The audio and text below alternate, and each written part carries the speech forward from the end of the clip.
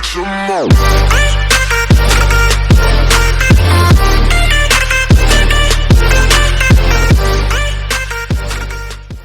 Hello student, आप सबका स्वागत है हमारे इस channel T60 the commerce talk में। पार्ट 1 वीडियो में हमने 5 वर्ड के बारे में जाना। आज उस पांचों वर्ड का डिटेल में हम लोग डिस्कस करेंगे। यहाँ पे पहले हम लोग समझने की कोशिश करते हैं एक्सपेंसेस। ये एक्सपेंसेस को हम लोग कैसे समझेंगे, कैसे अंडरस्टैंडिंग करेंगे। अच्छा बच्चे, हम लोग ये जानते हैं कि कोई भी कंपनी, मान लेते हैं यहाँ पे एक टाटा कंपनी है। एक टाटा कंपनी है यहाँ पे। यहाँ पे बहुत सारे एम्प्लॉय यहाँ पे काम करते हैं।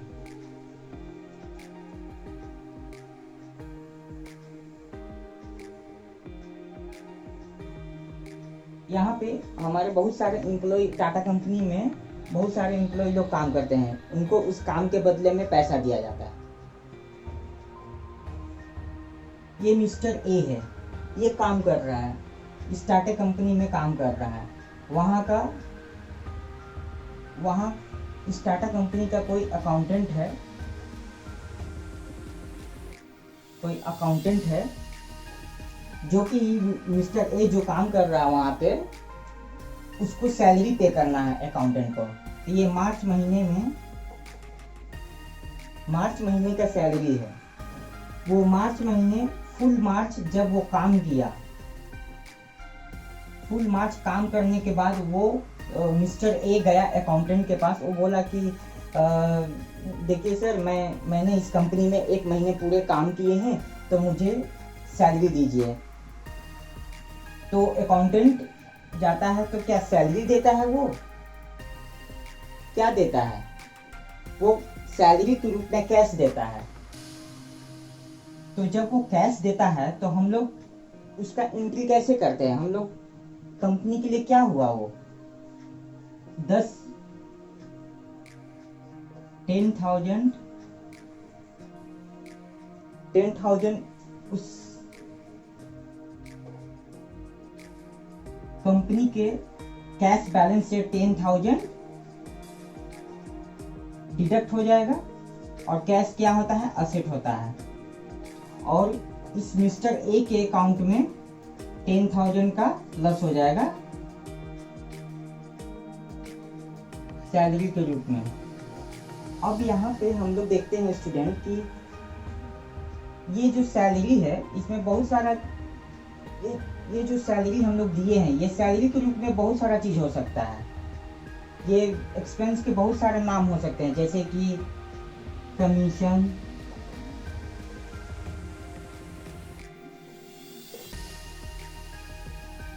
रेंट,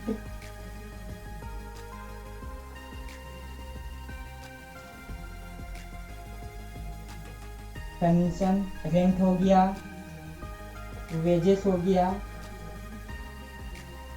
ये सब क्या है? हमारा खर्चा है, इस कंपनी का खर्चा है। ये सारा चीज एक्सपेंसेस है। कमीशन हो गया, रेंट हो गया, वेजेस हो गया या सैलरी हो गया। ये क्या है? कंपनी के लिए एक एक्सपेंसेस है। एक्सपेंसेस के रूप में कंपनी ये सारा कैश को पे कर रही है।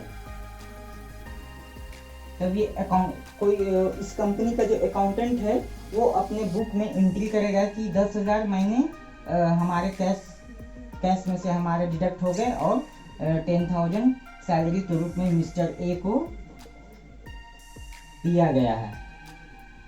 तो ये हो गया एक्सपेंस।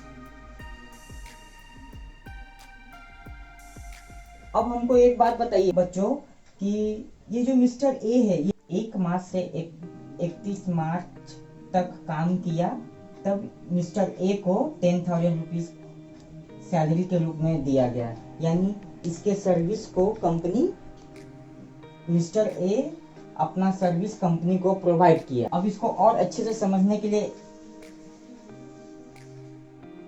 अप्रैल मंथ में चलते हैं।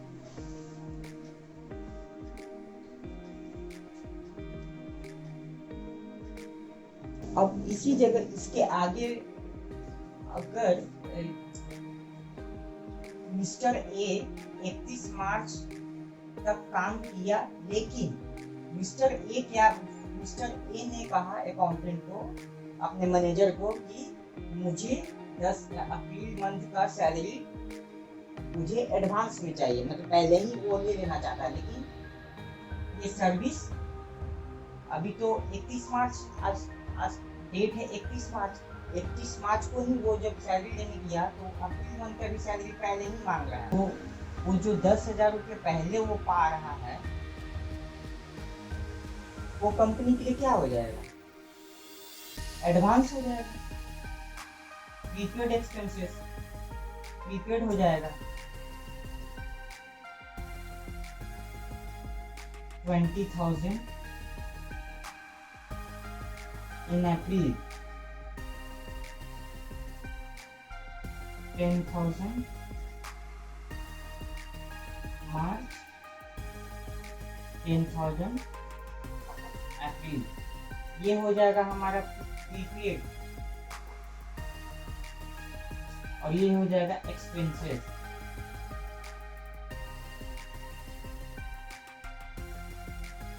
ऐसा मैं क्यों लिखा हूँ? मैं इससे लिखा हूँ कि ये 10,000 जो मार्च में दिया है इसका हमने सर्विस ले चुके हैं, इससे ये एक्सपेंस हो चुका है। बट यहाँ पे 10,000 हमने अप्रैल के पहले ही ले लिए हैं, जो कि सर्विस अभी नहीं हमें मिला है, तो वो प्रीपेड एक्सपेंस हो जाएगा। ये प्रीपेड एक्सपेंस कहलाएगा। अब एक स्टेप और आगे हम लोग समझते हैं।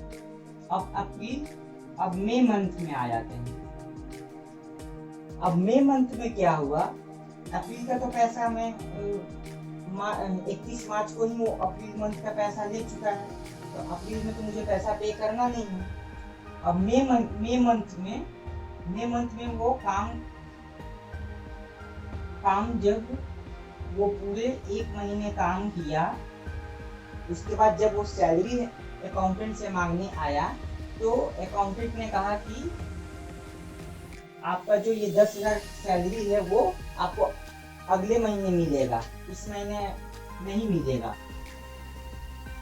ये 10,000 रुपया एक्सपेंस तो कहलाएगा, क्योंकि सर्विस हम ले चुके हैं, एक्सपेंस तो होगा ही होगा। और ये 10,000 का क्या हो जाएगा?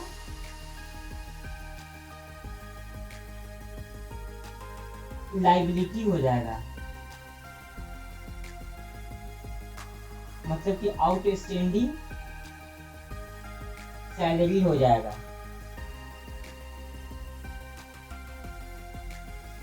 आउटस्टैंडिंग सैलरी क्यों हो जाएगा? क्योंकि कंपनी के अंदर में एक एम्प्लॉय तो होते नहीं है, बहुत सारे एम्प्लॉय होते हैं। अगर एक ही एम्प्लॉय रहता तो मैं उसका नाम लिखता mister A salary, but company में बहुत सारे लोग एम्प्लॉय हैं, इसीलिए वहाँ पे हम लोगों ने एक कॉमन नाम लिख दिया आउटस्टैंडिंग सैलरी। इस तरीके से हम डुअल एंट्री के तहत डुअल एस्पेक्ट के तहत हम एंट्री पास कर देंगे। अब यहाँ पे एक्सपेंसेस हमें समझ में आ रहा है कि हम वैल्यू, एक ऐसा वैल्यू जो इसका बेनिफिट हम लोगों ने ऑलरेडी ले चुके हैं, वो एक्सपेंसेस कहलाता है। If doesn't matter whether payment made और नॉट, हमें यह नहीं देखना है कि पैसा दिया गया कि पैसा नहीं दिया गया। हम लोगों ने उसका सर्विस को एम्प्लॉय ने सर्विस दिया है, इसलिए वो हमारा एक्सपेंस कहलाएगा। अब असेट समझते हैं, असेट के बारे में समझते हैं। असेट क्या है? असेट बिजनेस के अंदर में वो सारी चीजें जिसका बेनिफिट हम लोग फ्यूचर में लेने वाले हैं, वो सारे असेट कहलाएंगे।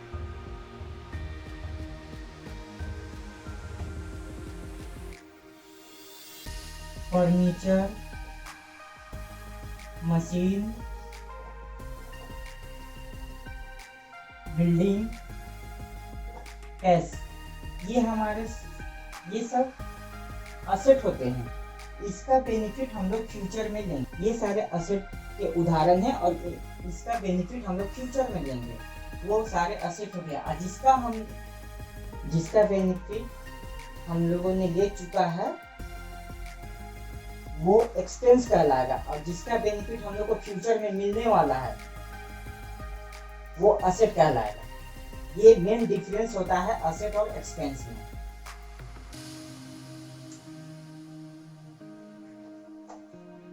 अब हम लोग थर्ड वर्ड के ऊपर जाते हैं, कैपिटल, और चौथा लायबिलिटी। ये दो वर्ड के बारे में हम लोग समझते हैं। नेक्स्ट वर्ड है हमारा कैपिटल और लायबिलिटी। इसके बारे में हम लोग डिस्कस करते हैं। इसको डिस्कस करने के लिए हम लोग बैलेंस शीट पे चलते हैं।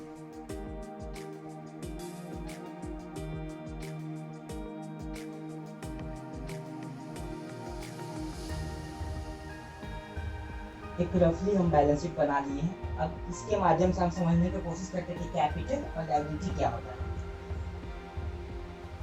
बच्चे, हम लोग ये जानते हैं कि कोई भी कंपनी होता है तो इस कंपनी को चालू करने में शुरू के जो प्रोमोटर होते हैं, जो कंपनी का फॉर्मेशन करते हैं, वे लोग अपना कुछ पूंजी यहाँ पे इन्वेस्ट करते हैं।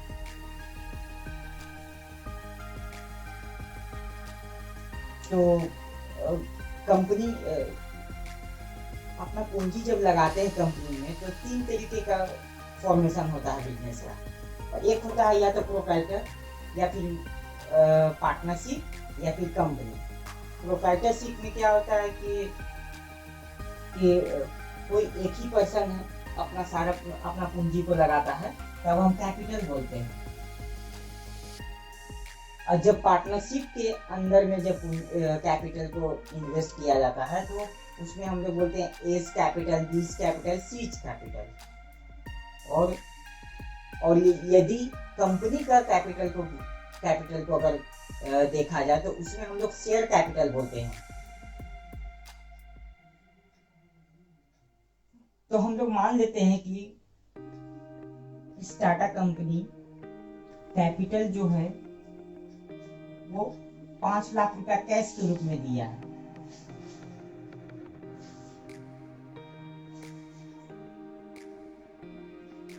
₹5 लाख कैश के रूप में दिया गया है। तो हमारा असेट यहाँ पे इंक्रीज हो जाएगा कितना से, 5 लाख से। कैश आया है, कैपिटल के रूप में कैश आया हमारे पास, तो कैश 5 लाख रुपीज आ गया हमारे। और जो कंपनी के प्रोप्राइटर हैं वो अपना बिल्डिंग भी इस कंपनी में लगाया है। मान लीजिए उस बिल्डिंग का कीमत है 20 लाख रुपया।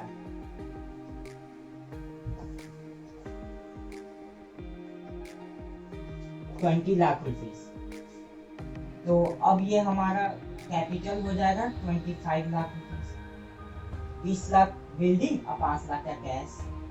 तो ये हमारा कैपिटल। ये इस बिजनेस में ओनर के द्वारा कितना कैपिटल लगाया गया है, 5 लाख कैश और 20 लाख का बिल्डिंग, यानी 25 लाख रुपया टोटल कैपिटल लगाया गया है। अब जब बिजनेस रन कर रही है तो एक समय ऐसा आया कि कुछ पैसे की आवश्यकता पड़ी बिजनेस को। तो ये जो टाटा कंपनी है वो बैंक के पास या फिर किसी अदर सोर्स से वो लोन लेने के लिए चले गए, और वो 10 लाख का लोन लेके आए।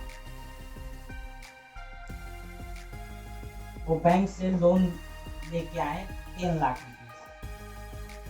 तो हमारा ये कैश कितना हो गया, 15 लाख हो गया। पहले 5 लाख ओनर के द्वारा, 10 लाख बैंक लोन से मिला, 10 और 5 15 लाख रुपया कैश हो गया हमारा।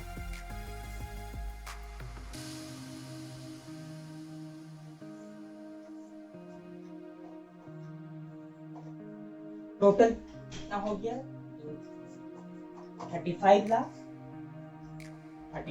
टोटल हमारा बैलेंस शीट 35 लाख रुपए का हो गया, क्योंकि ये डुबल एस्पेक्ट पे होता है। डबल एंट्री सिस्टम के तहत ये रिपोर्ट किया जाता है सारा ट्रांजेक्शन को, इसलिए ये 35 लाख हो गया। अब जब बिजनेस रन करने समय एक मशीन की आवश्यकता पड़ी, तो एक मशीन परचेज करके मशीन बिजनेस के द्वारा लाया गया। 10 लाख का मशीन था, तो अब हमारे पास कैश कितना रह गया? 5 लाख।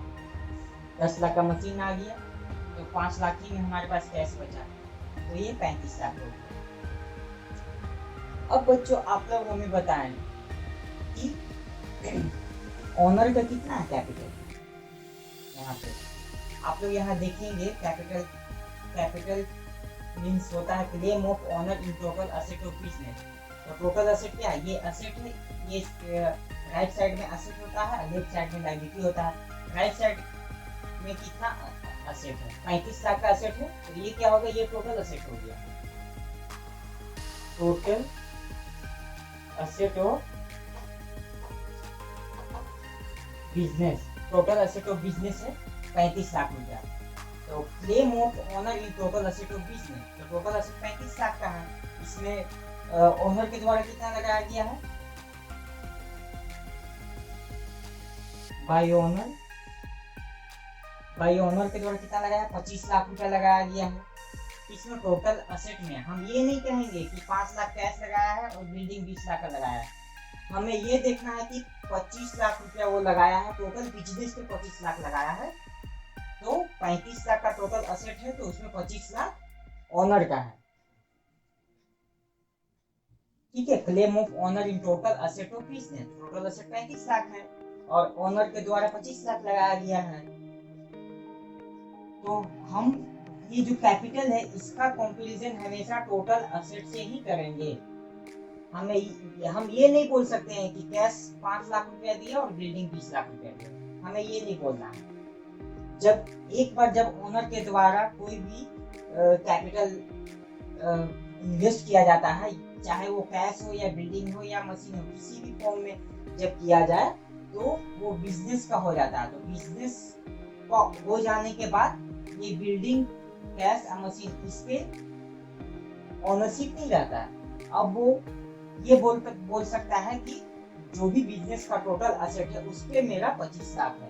ये नहीं बोल सकता कि वो बिल्डिंग मेरा है, कैश मेरा है, नहीं, वो बिल्डिंग और कैश वो सारा कंपनी का हो चुका है। तो ये कैपिटल हम लोग अच्छी तरीके से समझ गए। अब 4th नंबर है लायबिलिटी। लायबिलिटी में क्या है? लायबिलिटी मींस होता है obligation claim of outsider in total asset of business. Total asset of business क्या होता है? तो टोटल असेट ऑफ बिजनेस मैं यहाँ पे बताया हूँ कि 35 लाख है। इस टाटा कंपनी के बिजनेस में 35 लाख टोटल असेट है, तो इसमें से 25 लाख रुपया तो ओनर का है। 35 लाख में 25 लाख ओनर्स कैपिटल है। बाकी 10 लाख क्या है? ये बैंक लोन है, जो कि आउटसाइडर के द्वारा, आउटसाइडर क्या है? तो बैंक है, बैंक के द्वारा ये क्लेम किया जाए तो इस टोटल असेट में 35 लाख में 10 लाख रुपया बैंक का है। बैंक वो वहाँ पे हमारा क्लेम करेंगे, वो ऑब्लिगेशन है हमारे कंपनी के ऊपर कि उसको हमको पे करना है बाद में, तो उसे हम लायबिलिटी कहेंगे। अभी बच्ची जब हम लोग एक्सपेंसेस में देखे थे, वहाँ पे एक 1 मंथ का, मई महीना का हम लोगों ने सैलरी नहीं पे किया था, तो वो भी एक लायबिलिटी ही है कंपनी का। कंपनी के द्वारा एक लायबिलिटी है जो कि हमें बाद में पे करना है, वो भी एक लायबिलिटी फॉर्म है।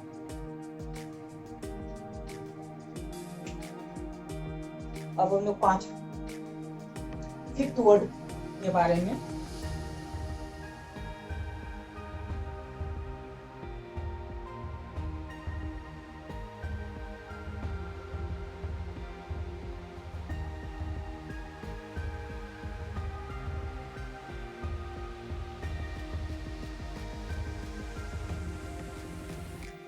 फिफ्थ वर्ड इनकम के बारे में हम लोग डिस्कस करते हैं यहाँ पे।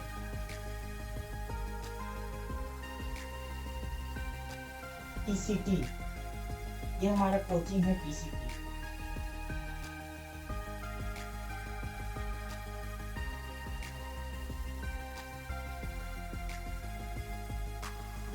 अब हमारे टीसीटी में एक मिस्टर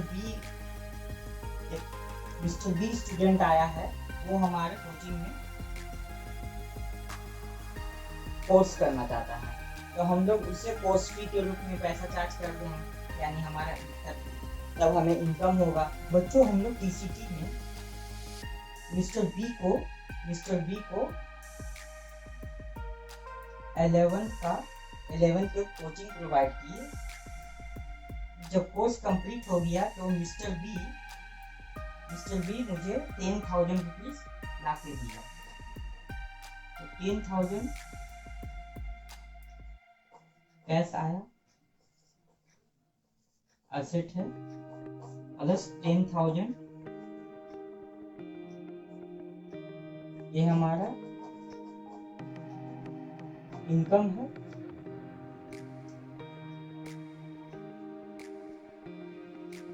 जो कि फी के रूप में है, फी है। तो अब यहाँ पे इनकम के रूप में हजारों वर्ड्स आ सकते हैं, हजारों काम ऐसे होते हैं जिसको करने के बाद हम लोगों को पैसा मिलता है। जैसे यहाँ पे फी हो गया, कोई काम करने का कमीशन रिसीव होता,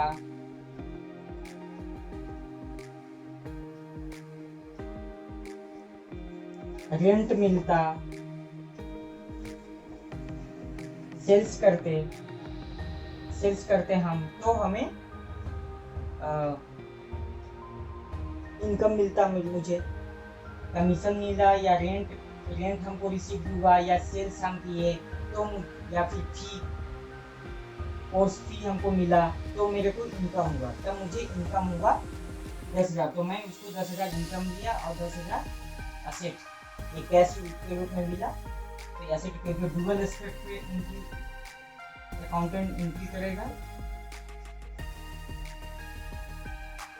डुअल एस्पेक्ट कहने का मतलब है कि एक तो कैश हमें मिला, तो हमारे पास कैश आया 10,000, तो मेरा एसेट इंक्रीज किया। अब एक हम जो सर्विस दिए, सर्विस हमको देने के बाद, या फिर हम कोई गुड्स को सेल किए तो हमें उसके रूप में पैसा मिला। तो हम सर्विस दिए तो उसके बदले में, यानी कि गुड्स हम सेल किए तो उसके बदले में गुड्स मेरे से गया तो गुड्स कम हुए, तो वो डुअल एस्पेक्ट हुआ। अब कोई स्टूडेंट है, अब इसीलिए कोई स्टूडेंट है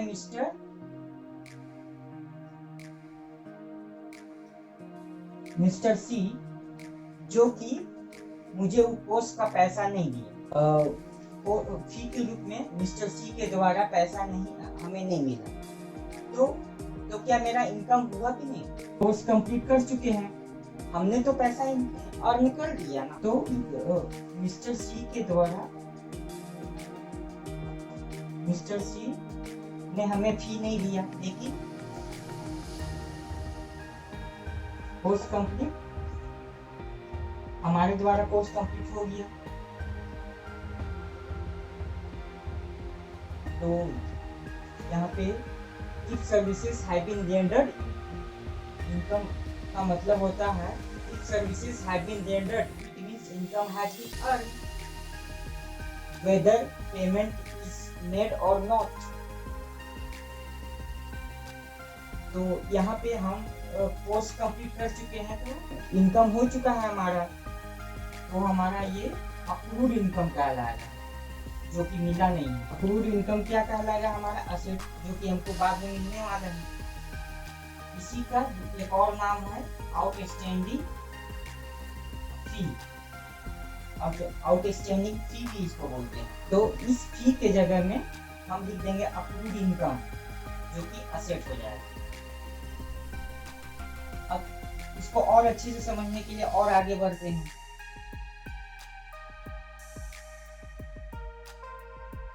एक मिस्टर डी है। अब मिस्टर डी से ये जब कोर्स के लिए हमारे टीसीटी में आया था, तो एडवांस के रूप में ही पैसा, एडवांस के रूप में फी हम ले चुके थे 10,000 रुपये। एडवांस के रूप में 10,000 रुपया हम इसे दे चुके। अब आप लोगों से मैं एक पूछता हूँ, क्या ये मेरा इनकम हो गया? वो एक मिस्टर डी स्टूडेंट है, वो हमारे पास टीसीटी में 11th कोर्स करने के लिए आया और मैं उससे पैसा 10,000 रुपया पहले ही ले चुका, पहले ही ले लिया। तो क्या ये मेरा इनकम हो जाएगा? बहुत सारे लोग बोलेंगे कि यस हो जाएगा क्योंकि पैसा आ गया, इसलिए हम इनकम मान लेंगे। तो मैं बताना चाहता हूँ कि नहीं, ये इनकम नहीं हुआ है हमारा, क्योंकि अभी तक हमने इसको कोर्स नहीं कराया, अभी तक हमने इसको पढ़ाया नहीं है। ये हमारा इनकम नहीं है, ये हमारे ऊपर एक ऑब्लिगेशन आ गया, एक लायबिलिटी आ गया कि हमें अब इससे पढ़ाना होगा। तब हम एंट्री क्या करेंगे? 10,000 कैश आया, ये असेट है। 10,000 एडवांस फी,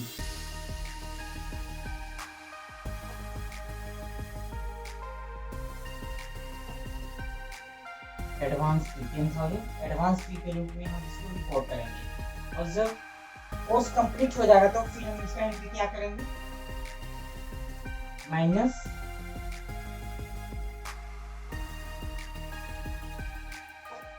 10,000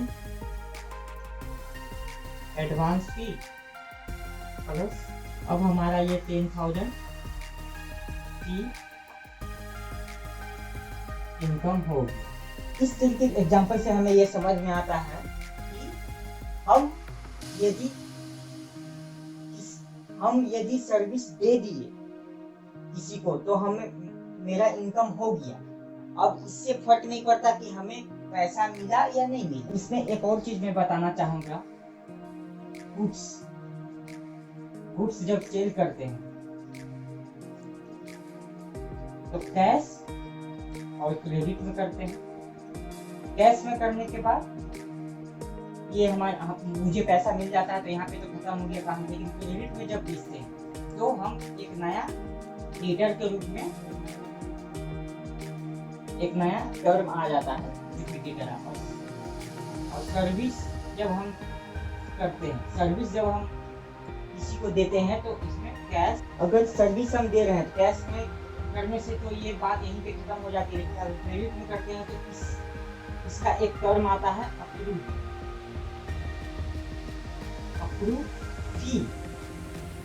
अप्रूव फी या आउटस्टैंडिंग फी के रूप में हम लोग डिनोट करते हैं। ये दोनों में बेसिक डिफरेंस है। Okay students, this was my time. यदि मैं थोड़ा सा भी आपको समझा पाया तो मेरे इस वीडियो को लाइक कर दे, और यदि आप चाहते हैं कि आगे भी मैं अपने वीडियो के द्वारा आप लोगों को समझा पाऊँ तो प्लीज़ सब्सक्राइब कर दें।